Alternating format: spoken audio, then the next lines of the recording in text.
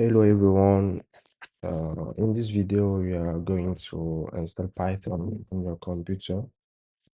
So I'm using a MacBook, but I also leave a note for window users.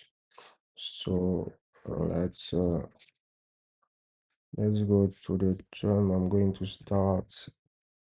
Open your terminal. I'm going to start a new terminal and just type to check if Python is already installed. Yeah, mine is okay, but you can install Python by going to the Python official website, and there you can just follow the instructions to download for your operating system.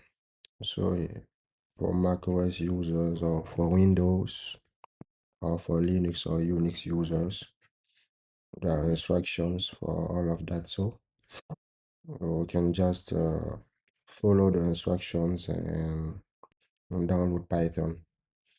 And that will be all for today. After installing, you should check using that if the installation was done properly. So that's all. So in the next video, we are going to learn how to run Python from the terminal, and we are going to be executing some Python scripts.